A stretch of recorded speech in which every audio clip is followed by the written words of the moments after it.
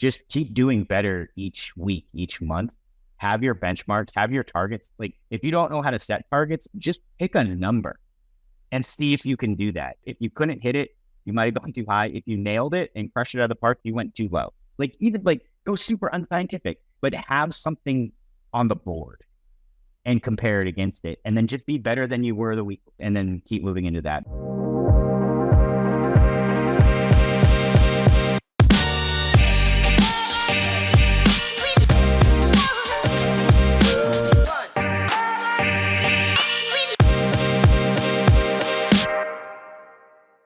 Hello and welcome back to another episode of More Clients Less Effort. I'm your host, Tim Hyde, and I'm joined by the amazing Justin Rondeau today. Justin, of course, is the co-owner. I should say, of course, Justin is. Of course, like everyone knows you. Everyone knows you now.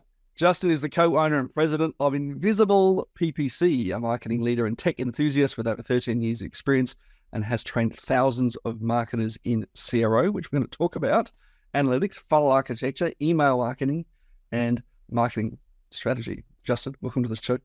Thanks so much for having me, Jim. Really excited to be a part of it. I do like that use of course, though. It's like, of course it's him. Like, but no, there's plenty of people that have no idea who that guy am, which is good because I wouldn't presuppose to believe anybody knows who that guy am. Well, wait. How many Justin Rondeaus are there in the United States? I wouldn't Google it because there's some people named Justin Rondeau that did some bad stuff, and apparently I haven't been notable lately. Where there we go. If you are Justin Googling and you find someone who's been a bit naughty, it's not this guy. It is not me. They have pictures next to it. It is not this visage. I did come across an interesting website the other day that actually, if you type your name in, you can work out how many people have the same name as you. So I need to check that one out actually. Now I'm curious. I'll need to look it up again. Now, mate, you have been in the game for a long time. You kind of, again, when digital marketing, when we talk about it, isn't really been around for that long. Yeah. But you got into the game really early. I'm curious to know tell me about a bit of your journey. Yeah. So never really planned on being kind of in the digital marketing space because I mean, like even you couldn't really study or thrive to be a digital marketer kind of growing up in the time I did. It wasn't a thing. It was really more of a fad or a new thing that was kind of breaking into the standard, marketing culture. I didn't know what I wanted to do. I thought I wanted to be a lawyer. I thought I wanted to be a professor of philosophy. That was a fun one, essentially what I studied. But eventually I just said, you know what, it was 2009. That was the recession in the States. Didn't have a gig. And I found myself at a small software company in Cambridge, Massachusetts. No, it's not. That's not one of these jokes where it's actually HubSpot. It wasn't. Some people still think that I'd worked there at some point. I don't. This is me on the record. Never worked there. Just to put it on the record, HubSpot was actually founded in Cambridge, Massachusetts. It was exactly. So whenever I say that, it's always HubSpot. I'm like, no. They were kind of our people we always wanted to work with at the company. It was an email template software company, and I was doing kind of the full marketing show. Probably there was about 5 of us in the business, which kind of really showed me there's this marketing thing. I didn't know what Google ads were at the time, or I'd never seen the back end of it. Google Analytics. I was like, wait, they can track all of this stuff. I remember kind of that mind blowing moment when you're like, oh, there's a lot of stuff that I didn't understand that was underneath the surface, and I just sucked it up like a sponge. The stuff that I really had a lot of fun doing was really on the email marketing side. That's kind of where I started because you could send an email, and we had a list of over a million folks on there. It's not an email and you just start seeing money. You start printing money and you're like, this is cool. You see the cause and effect. You can start running tests. You can see what works. And then from there, I was just like, I want to start sharing what I'm learning. I've always believed, and I still believe that in the marketing world and in the business world for what we're doing, we're not in a zero-sum game. So it's worth sharing with working with people. And that's when I moved into the conversion rate optimization space before it was a thing. This is early days. I was the young gun in there. There was maybe a handful of us doing this and really talking about and training at the time. Now, of course, we're talking back in the day when you could actually send an email and just practically print money. Yeah. The idea of getting email was such a novelty back then, wasn't it? Yeah. And as more and more people come into it, I think you talk conversion rate optimization. We did talk CRO. That conversion rate optimization is really the ability to continually to optimize the thing that you do to get the outcome that you want. Exactly. It's taking just like, if it's just an overall process that where you're like, hey, like I took what I learned from email marketing. Said, hey, what if we did that on like web pages? Like, how can I get continuous improvement there? Then that's when you start running into like the different testing platforms, the different agencies that specialized in that. And that's when I was running a publication called Witch Test One. That's gone now these days. But that was all about evangelizing conversion rate optimization in split tests, for better or worse, for how we did it. Hindsight, I think I caused a lot of the problems that made people think a split test could change their business. It can't. So I do think I was partially at fault for a lot of that. But during that time, like we built an awesome membership site. We had a great publication. We launched an event. We did road shows across the US and into the UK as well. And that's where I met the next gig, where I kind of leveled up at that level, was when I came over as an individual contributor at Digital Marketer. And so that was when I came in as just their CRO guy, and I was building content and training around CRO and analytics for them, and really just making sure that all their pages and tracking was good to go, running all the split tests, really kind of being the one publishing all that stuff on the site and doing all that work. And then kind of got exposed to a lot more stuff when you have that level of like budget and team and expertise and mentorship. Eventually I was there for 7 years, and over that time went from being just the individual contributor, like CRO guy, to running the marketing department, to running the company, to moving over into their kind of like experimental like software division, and really just having a lot of fun there. And then from at that point went into the true SaaS game. Like I tried building my own product, went into larger project management software marketing. Realized I didn't like that. I didn't like big companies. I liked advising big companies, didn't like the politics day to day and those things, and partnered up with my now business partner, Avi Kumar, going back to kind of like helping the smaller guys out and supporting agencies, whether they be local agencies, e-com agencies, or anybody that needs help running their ads, kind of where I found myself now. Yeah, and a visible PPC is really about, providing agencies some back-end capability to offer PPC services or pay-per-click services to their clients as well, which I really love, actually. And I love that story about how you discovered, got into the digital marketing space and kind of really developed up your game through the digital marketing community, and mentorship from Ryan Dice there and stuff. It's very similar to mine, where I kind of found myself accidentally kind of in this space, right? And, having to explain to my parents, what on earth I did. My parents still have no idea what I did. Yes, Mum, I'm a lawyer. Yeah. I'm so say whatever you'd like to say. Yeah, I know. Believe what you'd like to believe, Mom and Dad. But yeah, it's like, let's not get into the details. But it is, we've sort of, I guess, grown up through this period, particularly in the noughties, I guess, where in the last decade, where we've discovered so much, and the pace of tech development in digital marketing, or in marketing in general, has been massive, right? But there are still fundamentals, right? There are still fundamentals of marketing. We're just overlaying some different tech and different channels. Yeah, there's the tactics will always change. The tactics, the channels, all that stuff will change over time, but there are foundational fundamental things that don't. And if you can understand that and then overlay the new tactics on top of that to better optimize the speed at which you can move people through some of those fundamentals, then that's where you win, essentially. And that's why there's always going to be kind of a place for folks in the marketing world, whether it be in-house marketers, whether that be agencies, whether that be agencies who help agencies, or anything like that. Well, that's the thing, right? Fundamentals of marketing don't change and have been consistent from time immemorial. We are humans helping other humans. Exactly. Yeah.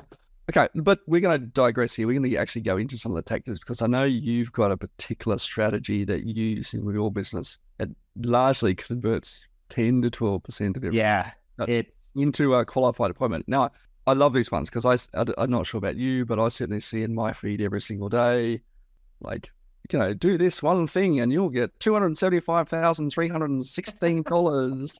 Like, well, how did you get that number? Did you make that up? Or I'll book 80 qualified appointments a day for you. I don't know what I'd do with them. But the rules are us. And we see a lot of this in digital, like in our social media channels, right? It's literally, hi, my name's Dave. Here is my price list. Yeah. Which there is a lot of. And if you haven't seen that, you might be living under a rock, but it could definitely happen. Yeah. What's your process? How do you do things differently that gets I guess, appointments of people who want to be there, have a problem solved, have budget, and recognize you as an expert in solving that for them. Yeah, and so a few things before I just get into that, because I think you touched on a few notes that I want to make sure people hear. Like right now, everybody's kind of getting into this commoditized game in terms of like how they're pitching their marketing services to people. Like when you're talking about it's the Alex Hormozy strategy of like the 90 qualified leads, or I'll give you your money back, or I'll work until you get them. That is so oversaturated at this point in time. And so if you're about to do that offer, don't. It's oversaturated. Also, people are very much seeing through it, because anytime I see that, I'm just like, I'm not going to work with you, because it's not just the cost of getting the leads and those types of things. The time it takes for me to actually get them, if you're not able to do what you say you're going to do, but you're following like that, like too good of a guarantee to be true type thing, you're still wasting people's time. And people are noticing that now and seeing that now. So if you're seeing those types of offers out there and they're pitching you, run. If you're pitching them, stop, right? Stop doing it that way. And now I think transitioning into what I'm doing, it's not a ninja hack. It's not a ninja trick. It's fundamentals again. So this is foundational stuff I'm doing that has always worked and continues to work, but people don't want to do it anymore because it's not flashy, right? It's not the next new thing. It's not sexy. It's not AI. There's zero AI. There's zero chat GPT in this at all. All of this thing it goes back to the standard funnel concepts that we've talked about forever. And now, it's a flywheel or whatever, who cares? But it's always talking about that level of awareness and kind of what you offer people as kind of those breadcrumbs to get them to where you want to go, right?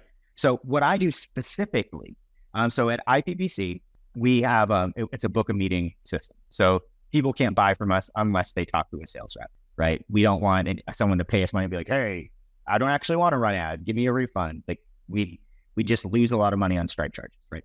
So what we realized at first, what we thought, hey, let's just start retargeting people that come to the website. Let's just start retargeting them with book a meeting. That was costing us like $300 something to book a meeting, because it was the whole site. We're still like, our site's not huge. We're a niche business. So we're getting maybe like, 10,000 visits a month or something like that. So it's not a massive website, but we can retarget well enough. But like what I had did that when I saw those price points, I was like, God, like anywhere else, this should work.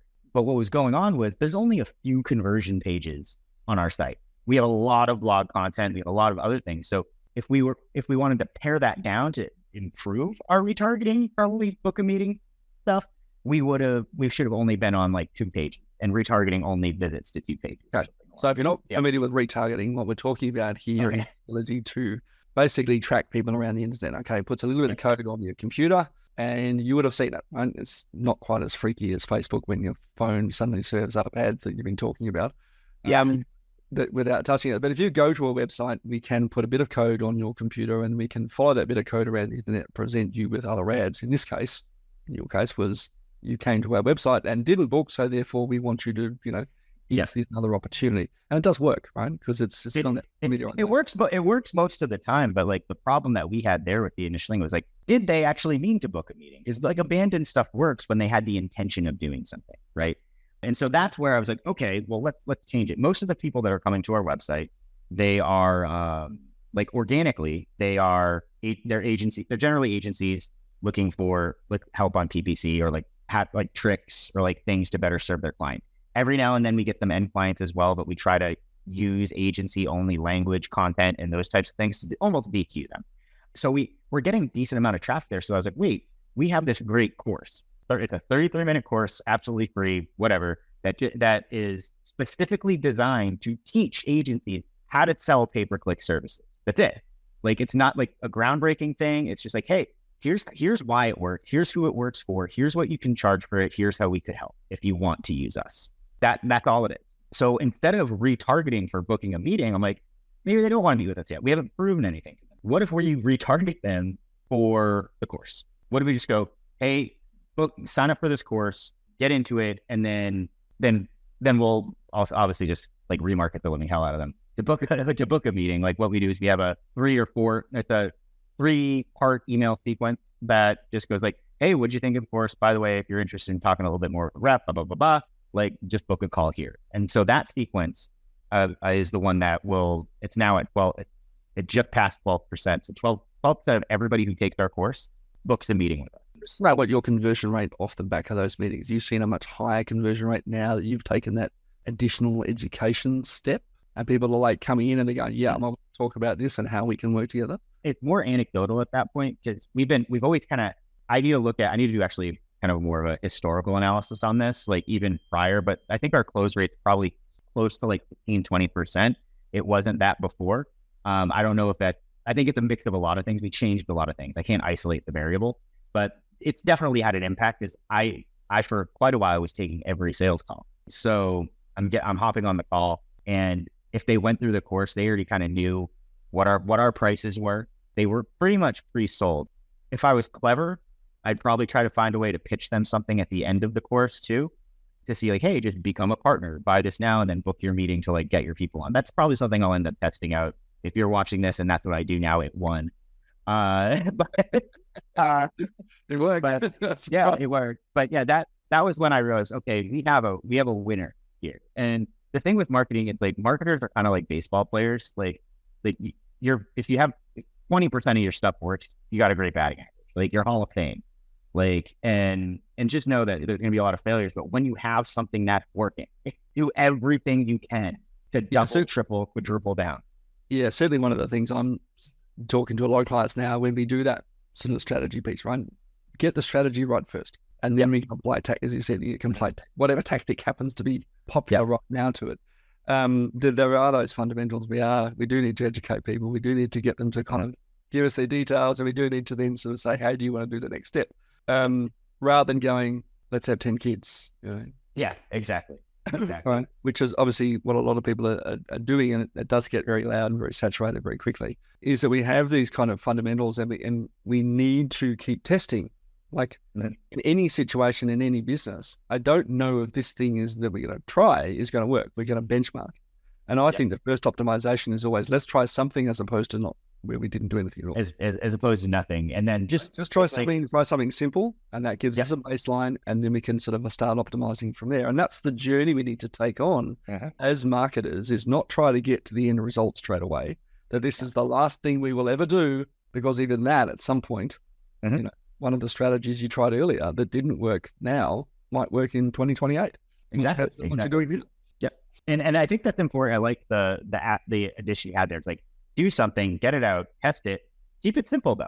Like, don't like, as soon as you get too advanced with stuff, you're either going to push off doing it because it's not done yet. And you're really just pushing up because you're scared it's going to fail, and just kind of like nip that in the bud, like immediately. But with this case, when we had the winner, we're like, okay, now how do we just get more people to the course? So instead of like on the organic, like anybody that comes to our website, if you're on the website, you're going to see a pop-up that says, hey, you should check out this course.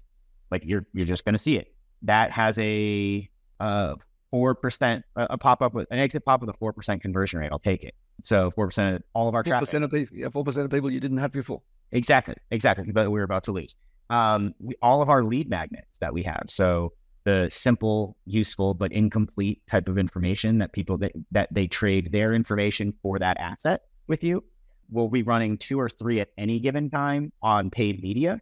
We have them listed on the site for people to sign up to. They all go to a master automation. That is, it's delivering email. Hey, you should probably check out this course. And it's all about the course again, getting them into the course funnel. If they don't take it, then we Hail Mary, because we provided them some value. Like, hey, if you want to book a meeting, you do that too. That one will convert lead magnet. 10.5% of the people that take a lead magnet take the course. And then 7% of people that take a lead magnet book a meeting instead. So I know all that. So then it just goes, okay, cool. Like we know what we're willing to spend to acquire a customer. We know how it breaks down from there. And then that becomes very valuable in what we do for like our Facebook marketing. So it's just like, all I'm seeing now is great. We have this mid-bottom funnel offer to get people to book meetings with us. We can qualify that even better with stuff to show, so like prove that we've done the work. Now let's just get more people on the website so they see that pop up. Or they can be remarketed for other groups, because our ads, like our ad groups, are just going to be a mix of lookalikes, interest based, and then through play audiences, because we're also putting a decent amount of budget behind just quick 60-second videos of us providing value. And yeah, whole bunch of stuff in there that I want to pull out. Firstly, lookalike audience. Yes. Right? Yeah. Explain to me super quick, couple of words, couple of sentences. Yeah. What's a lookalike audience? Yeah. So lookalike audience, like we is exactly what it sounds like. So you can on Facebook, I'll talk particularly. I know Google used to like have this, but they're moving it away. They're sunsetting that on that side. So it's going to be primarily Facebook and social channels that have these types of things. But it's take like something like your customer list. I took our email list because I just wanted to know anybody who's willing to give us their email. I want more people like them, right? So what happens is you upload that list. They'll match it to, they'll make sure they can, identify the types of emails that are in there. Then they'll utilize the parameters in their system to then start finding more people like those people and advertising to them instead of the people on that list. So it's different from like a custom audience, which would be the audience you're defining. This is utilizing what your audience is and allowing their algorithms to identify those other points that would indicate that these people are like the people that are on your list. Yeah. So similar, we're talking similar demographics, psychographics, maybe exactly. All that sort of stuff. I love it. Okay. Because a lot of people don't know about lookalike audiences. In fact, it's even a thing. Second one I want to pull out, and I think I see this a lot, is people don't know what their cost of acquisition for a customer is, right? Or to spend. Talk to me a little bit more about that concept. Yeah, so we know, I know, like based off of those numbers when I'm talking about my lead magnet conversion rate to course, or really just a total meeting, I can say, all right, it's going to be. So let's say it's I think I broke it down. Let's just do the course one. It's easier at this point. We have a 15-20% conversion rate, like close rate coming in. Average customer, average immediate, I say immediate value to us is probably around just under $3,000, right? So then of all the people who book a meeting, 12% of the people who took our course book a meeting.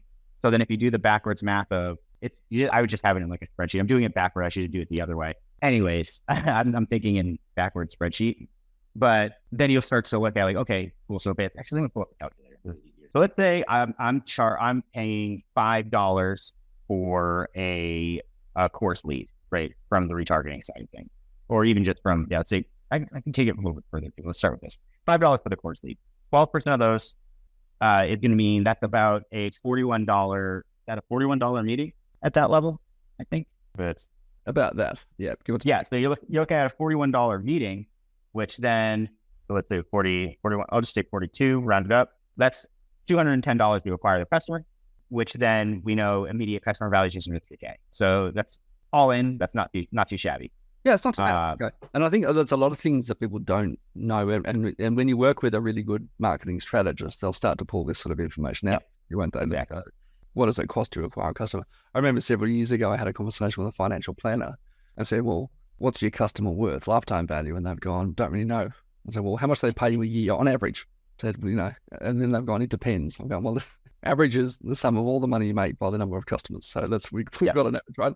Worked out to be at $4,000. She kept them for 11 years. After that, they either went elsewhere or died. In this case, so she's making $44,000. I said, "Well, how much would you pay to acquire a customer worth $44,000?" It turns out she wouldn't even pay $100 for it, which I found really fascinating to do that. Right, but when we understand what it costs to acquire a customer across all of our channels, we can start to optimize that down. But really focus on if I spend this much on average, I will acquire a customer with this amount of money to do it. Now, if in your case, you're spending $210 to acquire a $3,000 customer, well, you start turning the wheel, you're doing that as much as you can. Yeah. Right? Until such time as that now it's going to cost you $4,000 to a customer or $3,001 to acquire a $3,000 customer, which might also be okay if you're aware that you're spending more, get them, then you make it. And then when you're looking at these things too, because I was doing mine off of like immediate month one value, right? How you want to look at things, especially when you're thinking about like, how much am I willing to pay? How fast do you recoup the cash that you paid? So you could start, and that's what SaaS companies do. They start at a loss. Like there's nobody profitably in month one bringing somebody in at profit for any SaaS company. Like it's going to be like probably like 3 to 8 months, depending on what they are, if it's a freemium model or kind of going that type of, Yeah, and but they know they do it deliberately, right? So people like Basecamp, for example, is very, very good at that. They gave it away for free, knowing that long term they'd get up. Dropbox did it, Hotmail back in the day did it, Facebook even did it effectively. As probably the one that everyone knows, Facebook was a freemium model. You come in for free, and then eventually you buy stuff through their platform, and they make money off the back of that. Meanwhile, they captured all your data and they've sold it to someone else. We're the product now. Yeah, so you are the product. They're a data company, not a social media company, but it's a really interesting thing to know. If you know your cost of acquisition, right, how much it costs you, how much you're prepared to spend to acquire a customer, you can do much more, I guess, mature marketing in terms of what you're prepared to spend to get it and get that return on investment, over whatever period of time, whether it's in month 1 or month 6 or month 12. And of course, you can also control the speed of acquisition as well. Yeah, exactly. If you're spending $4,000 to acquire a $3,000 customer, you can only do that so much before you need to get a return on investment. Otherwise, you go broke. Otherwise, you have to be doing a whole heck of a lot. But this is exactly why knowing these numbers and knowing these conversion rates is absolutely so critical. Yeah, agreed. I love it. And I think, from my big takeaway from what you just shared with us is you've got your blogs, which of course lots of people have. You've got your call to action, which is, book a call off the back of this. But just by introducing that course in the middle as an additional step, it suddenly improved the entire funnel. Exactly. It made it into a funnel. Like when we purchased the business, there was no real acquisition engine in place. And it took us about 8 months to get it right. And it wasn't like, no progress. And then on month 8, wow, like everything's working. Like we were working towards it. It is a progression. So I think, again, don't lead into the hype machine of like, here are these tips that got me like a 500 like qualified calls by doing this one thing. Like, stay clear of that. Like, just keep doing better each week, each month. Have your benchmarks, have your targets. Like, if you don't know how to set targets, just pick a number and see if you can do that. If you couldn't hit it, you might have gone too high. If you nailed it and crushed it out of the park, you went too low. Like, even like go super unscientific, but have something on the board and compare it against it, and then just be better than you were the week before, and then keep moving into that. That's how you're gonna actually grow, and that's what took us from no acquisition engine other than it wasn't because how Rob used to sell things was, it was partner call, and then I think premium content that people had to purchase versus like a premium, like a free content model. Yeah, that's awesome. So many value bombs in that, listeners, and just sort of take that little bit of advice there, right? Sometimes it just takes that little bit of an extra step and that constant refinement, right? Set your benchmark. I know what it is. We'll spend the first month setting a benchmark. Figuring it out. And then you go, there we are. And then see if you can beat that the next week, right? If you don't, toss that experiment out and do the next one. Yep. Move on. All right, Justin, we always finish with a quick fire round. All right. Every episode of More Clients, Less Effort. I want to know, super quick, why would you consider yourself successful? Oh, short memory. If you had coffee with any historical figure from history, who would you choose? Oh, man. Oh, no, I'm blanking. I bet it needs to be quick. I can't do it. From history, I didn't think great. I don't know. I don't know if there's anybody that I think there'd be like now more, maybe because I'm focused on the now more than history. But well, let's go with now. Who would you have lunch with? Oh, I'd want to hang out with like Matt Stone and Trey Parker from South Park. I think they'd hate me like in person, but like I'd love to meet them just because they just seem so cool. But I'd be scared to meet them because they'd be like, this guy is. Yeah, they might put you in an episode. I know. If you could go back and give your 18-year-old self one piece of advice, what would it be? Definitely don't do law school like you planned. Like you made the right call. Like stop wasting effort on that. Just keep doing what you're doing. Don't worry about being a lawyer. It's ironic you should say that. I was on a podcast some time ago called the worst mistake ever. Andrew, Andrew. I'll have to look up. I'll put it in the show notes.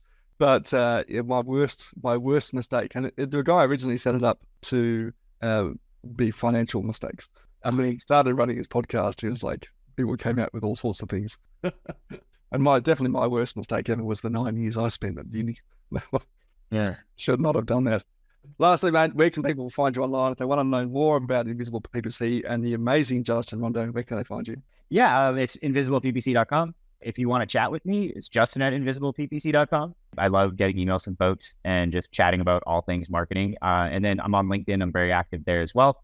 So you can find me there. I'm wearing a hat similar to this, not this exact one, and a pink flamingo shirt. So I stand out. You'll be able to know that you found the right guy. Yeah, look for hat and pink flamingo shirt. Of course, if you're listening to this, you won't be able to see Justin's hat, but very true. It's a one of those trucker hat type things, big flap. You'll get the vibe. You'll get it. You'll know. Like Justin, really appreciate you joining us. So many valuable bombs in that episode. And listeners, thanks so much for joining us for another episode of More Clients, Less Effort. And look forward to seeing you next time. Justin, again, thanks for joining us. Thanks for having me. This is great. We'll catch you soon.